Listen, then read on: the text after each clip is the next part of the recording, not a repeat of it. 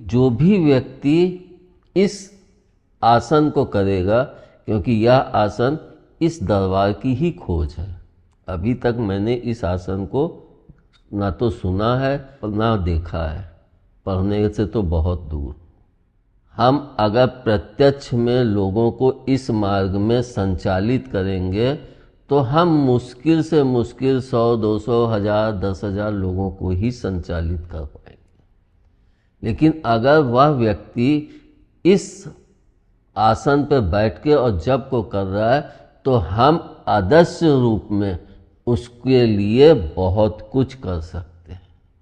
मतलब वह अगर इतना जागृत होगा तो वह मुझे और माता जी को अपने सामने ही खड़ा पाएगा।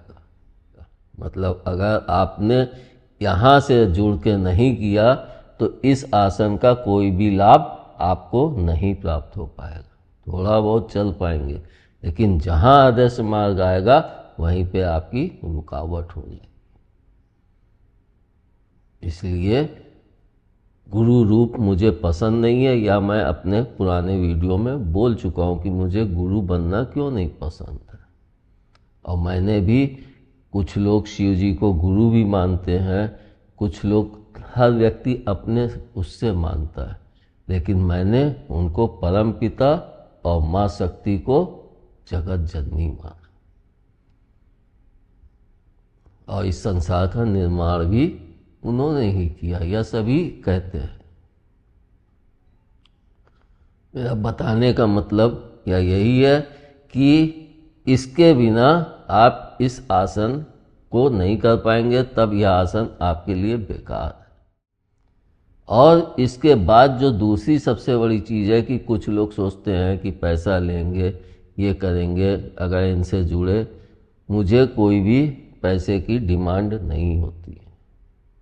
आपके भाव के अनुसार जब आपको लगे तब आप जो भी दरबार को देना चाहें वो आप दे सकते हैं, लेकिन वह नगद रूप में, सामान के रूप में नहीं। इसको भी माने पहले भंडारों में दिखाया है, जिसको मैं कहता ही हूँ। अभी भी वीडियो में बोला था कि पंडितों को इतनी धोती मिल जाती है कि वो बेचने जाते हैं। इससे अच्छा तो हम उनको कैश दे दें जो उनके काम आए। और मैं शुरू से ही कहता आ रहा हूँ कि इस संसार में एक हाथ दे एक हाथ ले, इसके बिना यह संसार है ही नहीं। जब हम उस परम पिता को पूछते हैं, उससे जुड़ते हैं, तब वो हमारा हाथ पकड़ता है। और अगर हम दाएं बाएं घूम के कहीं उनको बना लिया कि माँ लक्ष्मी हमें वहाँ तक पहुँचाएं या वो, तो हम उस मार्ग में बढ़े ही नहीं है। जिसको अपने सामने एक इष्ट मान के बढ़े हैं तो हम उसी का हाथ पकड़ेंगे और वहीं तक जा पाएंगे जहाँ तक वो हमें संचालित कर पाएगा। तो इसके लिए मैंने एक उपाय निकाला कि व्यक्ति करे, कोई डिमांड नहीं, कोई वो नहीं, सिर्फ मोबाइल पे उसकी, मेरी और श्रीमती जी की माता पिता के रूप में फ़ोटो देख के ध्यान में अपने उसको बैठाल के और तब आसन पे बैठ के इस मार्ग पे बढ़े।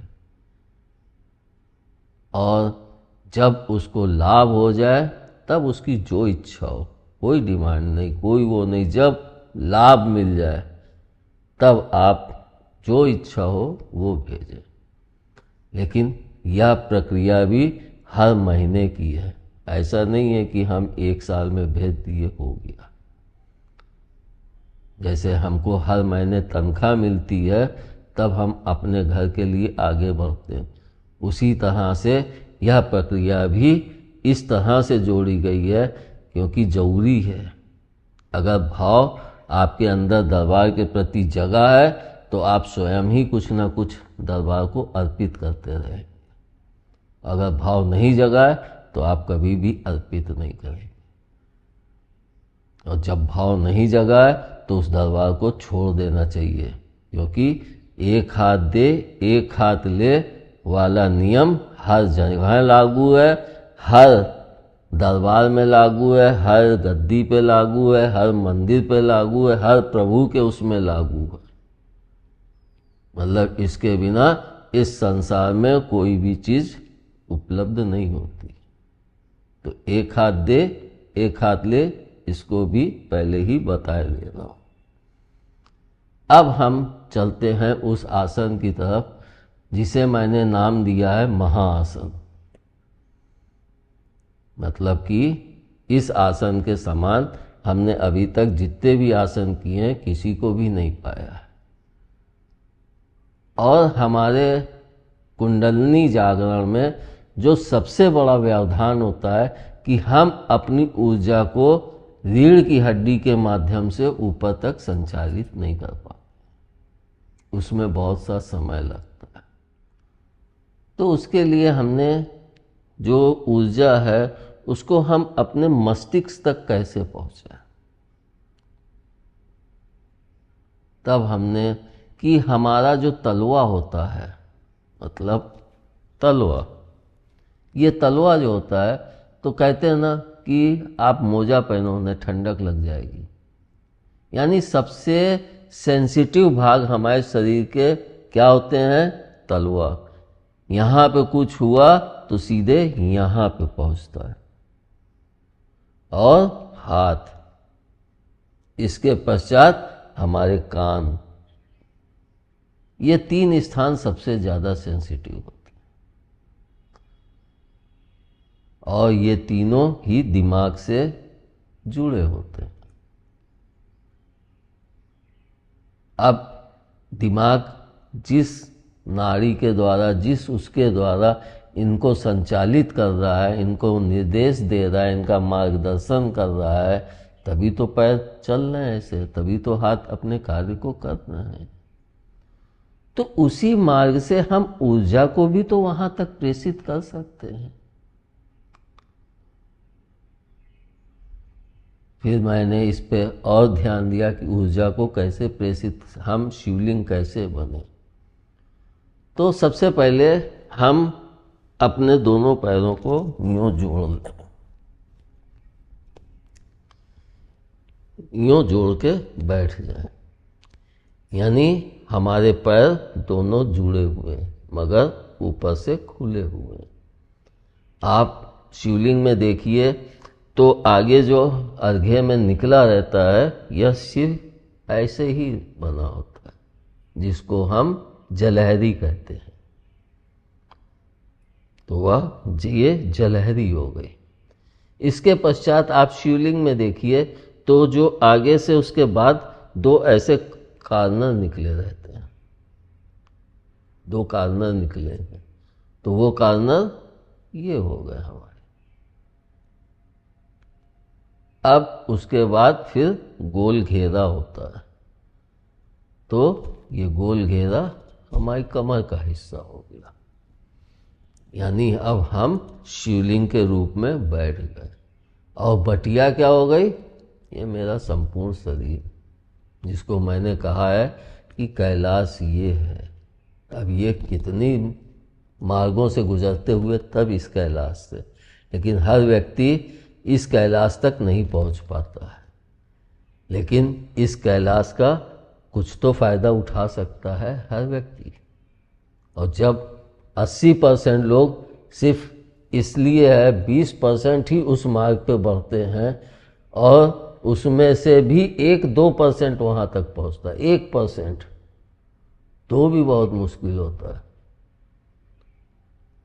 तो हम 80% का हित देखें। 20% जो चल रहे हैं वो किसी न किसी को गुरु बना के और उस पर चल रहे हैं, तो हमारे पैर यूं मिल गए। अब हमारी जो ऊर्जा पैरों से निकलती है, यह आप सभी जानते हैं कि उंगलियों से, मैंने बताया कि उंगलियों से ही ऊर्जा या शक्ति प्रेषित की जाती है। तो हमने अपने पैरों को ऐसे जोड़ के एक शिवलिंग स्वरूप में बैठ गए, मतलब शिवोहम हो गए। अब इसके बाद हम अपनी ऊर्जा को किस तरह से प्रेषित करें कि हमारी शक्ति, ऊर्जा दिमाग तक पहुंचे। उसके लिए हमको हाथों की उंगलियां जो हमारे शक्ति को इन पैरों के माध्यम से ही प्रेषित करती, और इनमें एका भी चाहिए। तो हम जो हमारी ये मतलब पैर के नीचे जो एड़ी होती है, ये हमारे पूरे शरीर का एक आधार कह लें, या पूरे शरीर का भार ये एड़ी ही उठाती है। अब ये एड़ी दोनों मिल गई। इसके बाद हमारे अंगूठे, शरीर का सबसे, हाथ के पंजे का सबसे मजबूत अंगूठे को ही माना गया है। जिस तरह से एड़ी मजबूत है, उस तरह से हाथ में अंगूठा सबसे मजबूत माना जाए। तो अंगूठे को हम एड़ी के ऊपर ऐसे रखें, मतलब एक ये ढाल टाइप की जो है, इस ढाल पे ही जाए। जैसे एड़ी में ये ढाल, तो ये यहाँ पे अंगूठे को जोड़ के यूँ रखें। इसके पश्चात मैंने जैसे पहले वीडियो में कहा है कि शक्ति का प्रेषण इस उंगली से होता है, कि गुस्साते तो सबसे पहले यही उंगली उठती है। तो इसको हम बिल्कुल बीच में, जैसे पहले अंगूठा, फिर ये शक्ति, ये भी अंदर दोनों जुड़ी हुई हैं उंगली।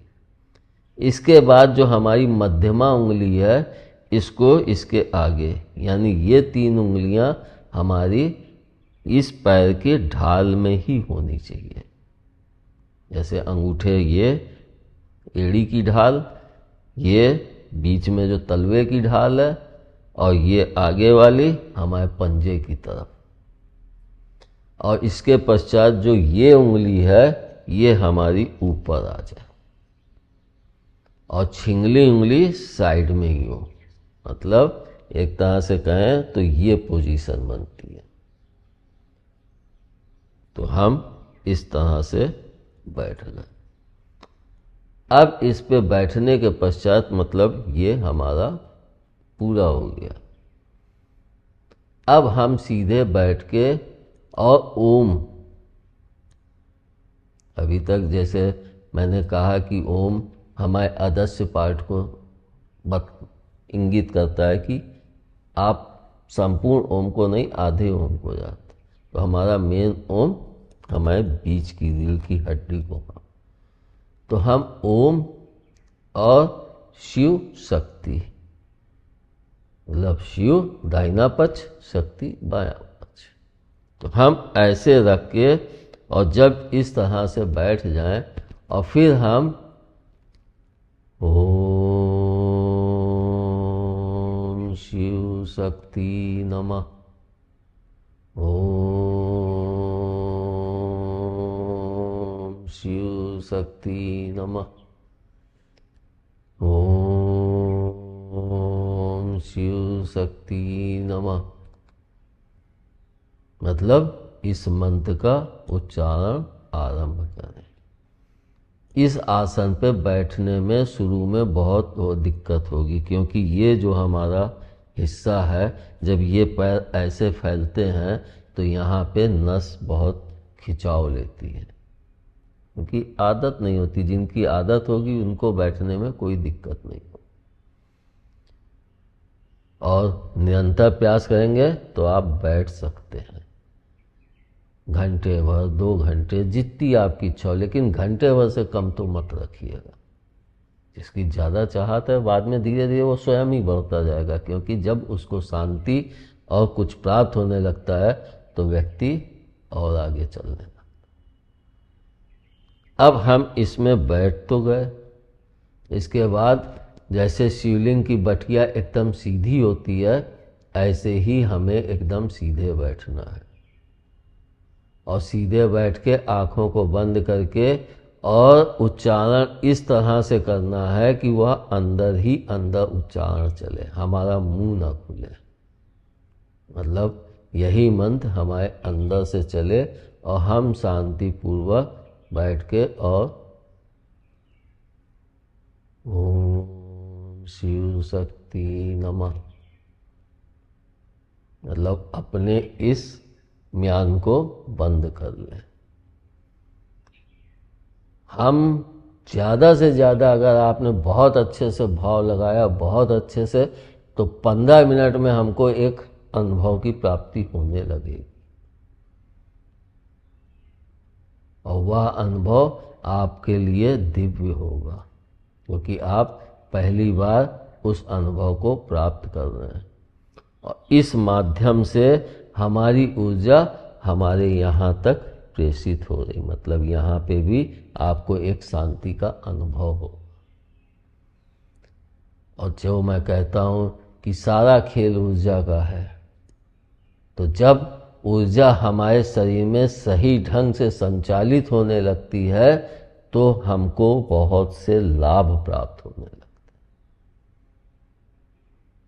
अब वो लाभ क्या है? सबसे बड़ा तो लाभ है कि हमारे दिमाग को बहुत शांति प्राप्त होती है, एक जप करने में मन लगता है, एक ध्यान लगता है, हमारे घर के वातावरण में बदलाव आने लगता है, हमारे भोजन करने के पश्चात जो शक्ति शरीर को नहीं प्राप्त हो पाती है, वह शक्ति इस आसन के माध्यम से प्राप्त होने लगती है, क्योंकि हमारा भोजन अच्छे से हजम होने लगा, पूरी पौष्टिकता शरीर एब्जॉर्ब करने लगा। हम लोग देखते ही हैं आजकल लोग खाते हैं, लेकिन उस भोजन की पूरी पौष्टिकता उनको प्राप्त ही नहीं हो पाती है। और जब उनको पूरी पौष्टिकता प्राप्त नहीं होती है, तब वो कहीं कोई ताकत का कैप्सूल, कहीं कोई ताकत का कैप्सूल, कहीं कोई इस पे उतार देते, क्योंकि आपको भोजन से वह ऊर्जा नहीं प्राप्त हो। जब आप इस पे बैठेंगे तो आपको वह ऊर्जा भी प्राप्त होने लगेगी। इस आसन का जो सबसे बड़ा लाभ है, वह लाभ यह है कि हम शुरू से कहते आए हैं कि तंत्र हर घर में बिखरा पड़ा है। आज 85 से 90% लोग तंत्र से प्रताड़ित हैं, और लोगों को कि कैसे सही मार्गदर्शक नहीं मिलते हैं या सही उसको सही करने वाले नहीं मिलते हैं। लेकिन इस आसन को जब हम करेंगे तो हमारी जो वेव्स जितनी मजबूत होंगी, इसीलिए मैंने कहा निरंतरता जरूरी है, जितनी वो मजबूत होगी उतना हमारे चारों तरफ एक ऑरा तैयार हो जाता है, मतलब उन किरणों का एक घेरा बन जाता है, जिसको कोई भी तंत्र शक्ति ध्वस्त नहीं कर सकती, बल्कि वह तंत्र शक्ति स्वयं ध्वस्त हो जाती है।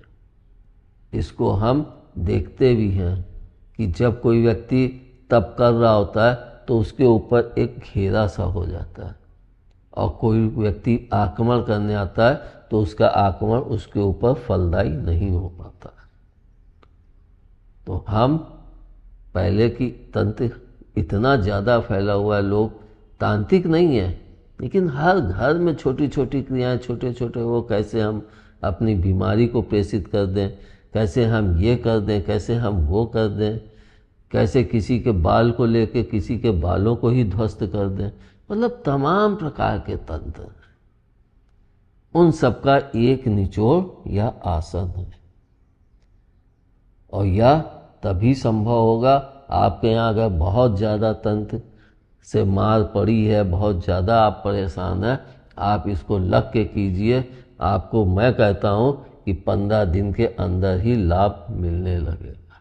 लेकिन वह लाभ तभी मिलेगा जब हम इस आसन पे 1 घंटे तक बैठ सकें और पूरे भाव से, पूरे मनोयोग से अपने आप को ऊपर की तरफ बढ़ा सकें।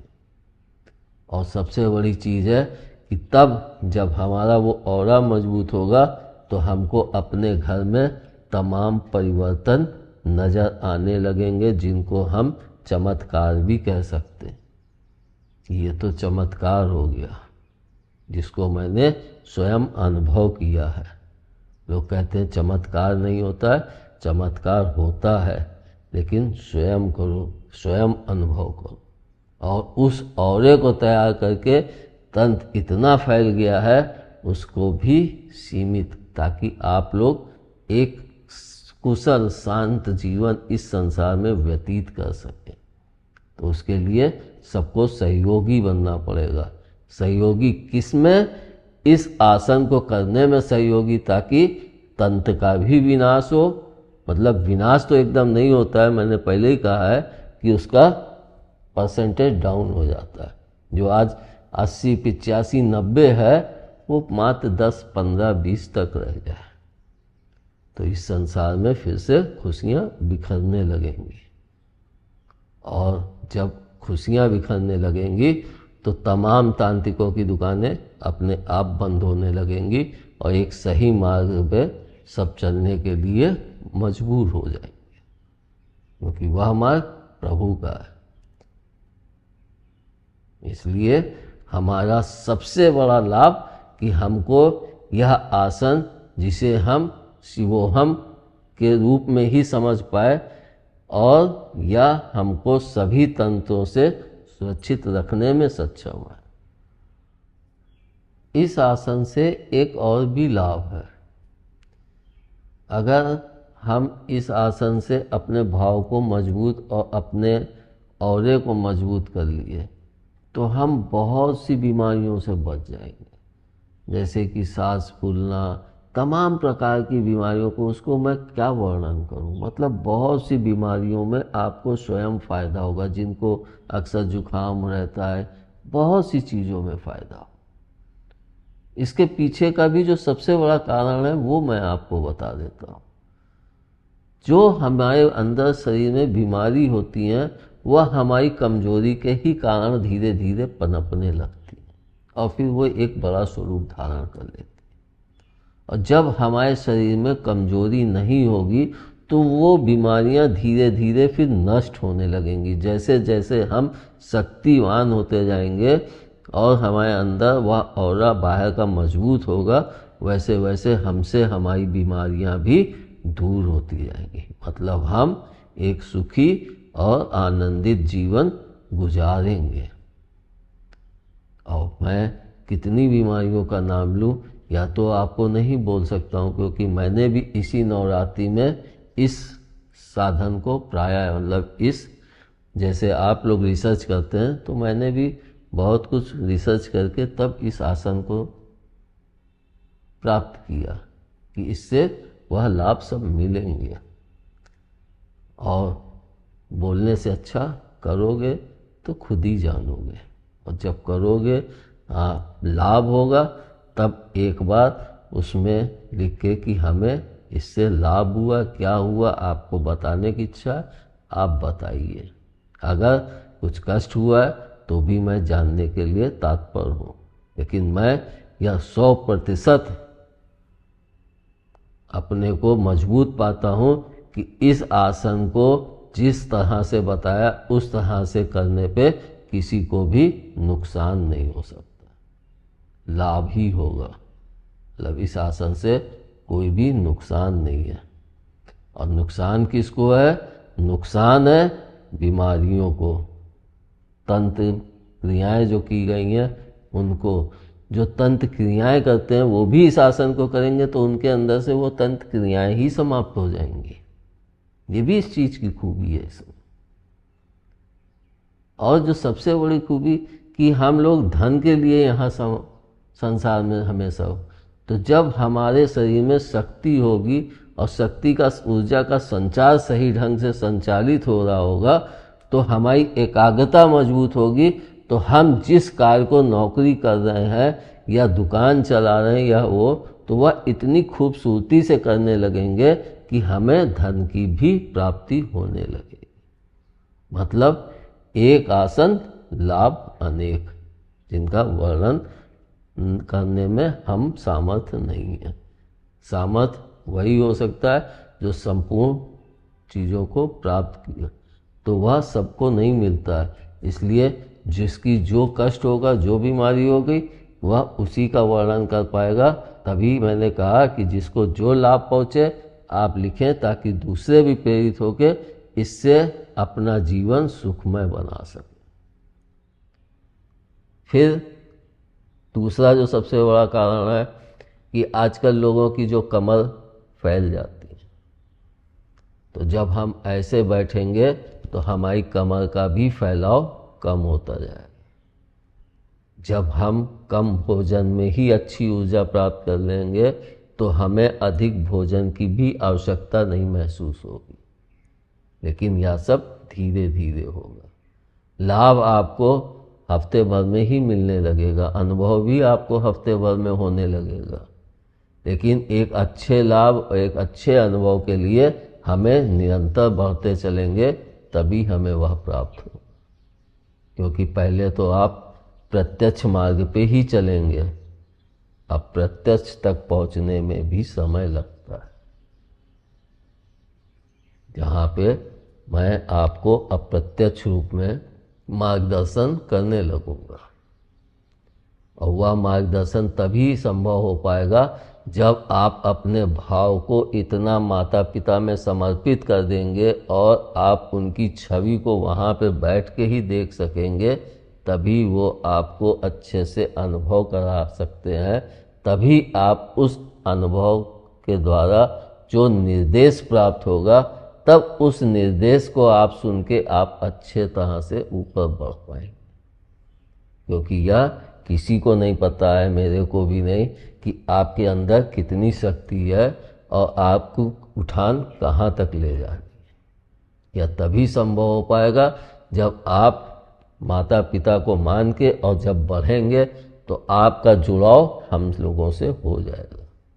और जब हम लोगों से हो जाएगा तो हम आपकी कुंडलनी या आपकी वह उठान कहाँ तक ले जानी और क्या है, वह सारे जवाब आदर्श रूप में ही आपको प्राप्त होते रहेंगे। जिसको मैंने वीडियो में बोला भी है कि पहले तो गुरु चलाता है, लेकिन बाद में व्यक्ति को स्वयं चलना पड़ता है।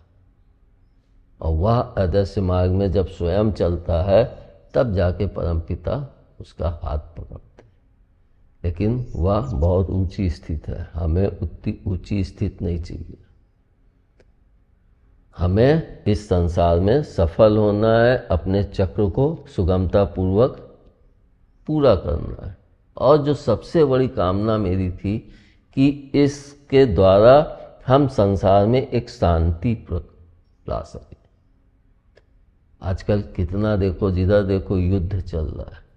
अगर हम लोग इस पे बैठ के जब को करने लगेंगे तो हमारी जो किरणें उठेंगी उनका भी प्रभाव हमें बहुत जितने ज़्यादा तादाद में लोग बैठेंगे उतनी ही जल्दी हमें उसका प्रभाव भी देखने को मिलने लगेगा। मतलब लोगों के जब दिमाग और दिल दोनों शांत हो जाते हैं तब व्यक्ति सही दिशा और सही सोच के साथ आगे बढ़ता है। फिर उसके अंदर लोभ और स्वार्थ की भावना कम होती जाती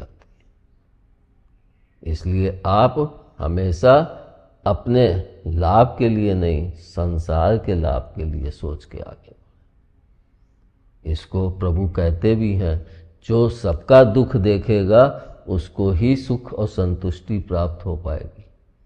जो सिर्फ अपना दुख देखेगा तो वह सिर्फ अपने दुख में ही पड़ा रहेगा कि इसको कैसे दूर करूं, मैं कैसे सुख प्राप्त करूं, मैं कैसे तो वो अपने दुख को ही सुख में बदलने में प्रयत्नशील लगा रहेगा, जीवन भर उसी में बिता देगा। और सबसे पहले साधना में मुझे माता पिता ने यही सीख भी दी थी कि अपना सुख अपना दुख मत देखो, सबका देखो। यह भावना जागृत करो कि हम सबके हैं, सब हमारे हैं। तो जब हमारे अंदर यह भाव जागृत हो जाएगा तो हमें किसी भी धर्म या किसी भी उसकी आवश्यकता नहीं है। क्योंकि इस संसार में क्या, इस पूरे ब्रह्मांड में सिर्फ एक वो परम पिता है जो सबका है और सब उसी के हैं। सब उसी से जन्म लेते हैं, उसी के द्वारा, और सब मरने के पश्चात उसी में समाहित होते। मतलब मरने के पश्चात नहीं, इस संसार की समाप्ति के पश्चात। क्योंकि मरने के पश्चात आदमी अपने द्वारा किए गए कर्मों का भुगतान एक आत्मा रूप में इस संसार में करता है। नहीं तो फिर पाप पुण्य का तो कोई महत्व ही नहीं रह जाएगा। तो हम इस चीज पे बगैर कामना के सबका भला हो, सबका लाभ हो, तो हमें अपने आप लाभ मिलने लगेगा। जब हमारा ये शांत होगा, ये शांत होगा, तो हम अपने आप को पूरी तरह से अपने कार्य में एकाग्रता पूर्वक लगा सकते हैं। अब हम इसमें एक चीज़ और इस आसन में देखें तो हम देखते हैं हमारे मानव शरीर में जितनी भी चीज़ें खास हैं, आप स्वयं देखिए, जितनी भी चीज़ें खास हैं जो अदृश्य रूप से जुड़ी हुई हैं, वे सब हमारी रीढ़ की हड्डी में ही आती हैं।